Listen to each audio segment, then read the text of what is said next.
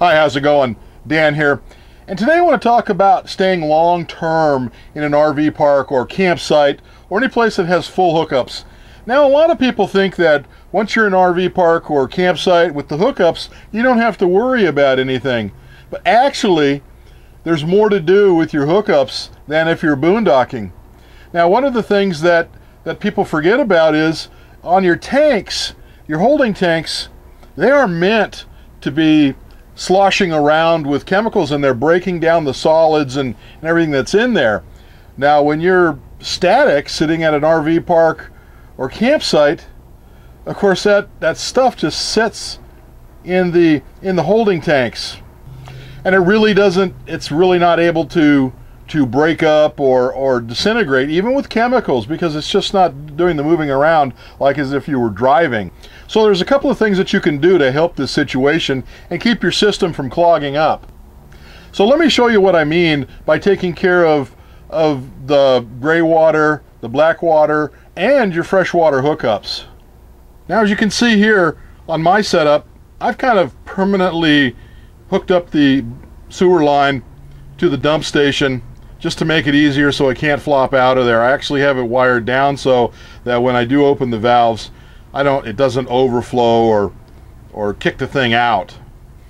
Now you can see here on my rig, on my RV, it's quite a long ways to the dump valves, which are toward the front of the trailer. So that's about 15-20 feet. You can also see that I keep my valves closed, and I'll tell you why that is. Because I keep both the black water and the 2-inch gray water closed, simply because in the trailer it's not sloshing around, so the solids don't have a chance to dissolve. So the longer they sit in the tank, the more chance they have of dissolving, especially with the chemicals in there.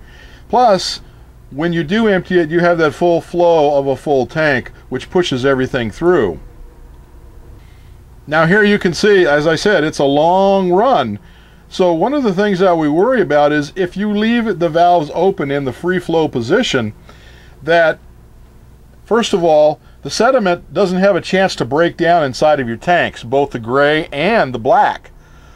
So as it may even just start sticking to the tank, you know. It depends on how much it's used. But let's say it goes out and it gets into this drain line here. Well, you're going to get it's going to dry out in there. It's going to clog up. You're not really going to have the flow that you want, especially with the solids. So it's very, very important that you let the tanks fill and then empty them so that you get the full flow. Now, because of that, even with gravity flow, it's still, a lot of it's going to stay in the sewer line itself, in this flexible sewer line. So I know it looks kind of gross, but you really need to do this every time you empty it, and that is make sure that the water, you know, you work it down so that it all goes down into the drain, to the clean out station. And this way nothing stays in the sewer line so that it can get clogged up or dry out. Then the other thing that really you need to do is on the chemical, you need to add extra chemical, because again, it's not sloshing around in there, so you really need this to help break it down. And then what I do is I use a lot of extra water. In fact, once a month I just run about 10-15 gallons of fresh water through there just to keep everything lubed up, you should say. Of course, I do the same thing for the gray water tank. Now I just pour it down into the sink like this, and so I can know how much is going in there from what I use on the canister there. And all I'll do is I'll fill the toilet and the sink up with water, and then kind of flush it down in a big, one big flow, so it kind of helps clean everything out. And you really need to do this because your system will be clogged up. Now there's some things you really need to know about the freshwater system. Here I'm showing it hooked up directly to the freshwater system. Now I don't use it for drinking or anything, so I don't have a filter like this, but you could put a filter, and I recommend a pressure regulator on here to keep it flowing. Now while I'm stationary at a park, I still use the freshwater tank, and I use my My water pump, and here's the reason. I have an older rig, 1997.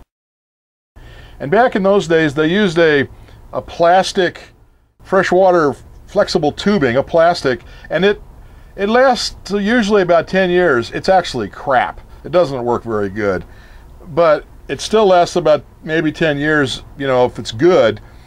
And what happens is you develop little leaks in this. Now, if you're under pressure with using the hookups, and say you go somewhere and you have a little leak, it is just going to keep flowing and flowing and flowing, and you're just going to flood the place out.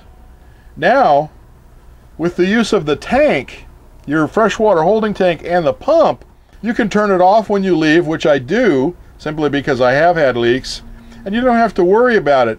Worst case scenario, you have to replace a pump, which they last a long time, but still it's a lot better than flooding the place out. So those are the things that, while you have the hookups and they have the convenience, you can't just forget about them. You still need to do your maintenance and due diligence on it. So on the sewer, I keep both valves closed and just dump it once a week or as needed, and I flush it out from time to time if you're going to be static.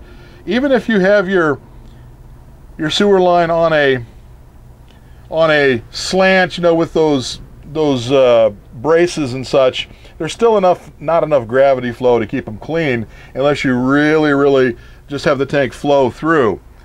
And then again, on the fresh water, for me, I like to use my regular tank. I don't use it for drinking anyways.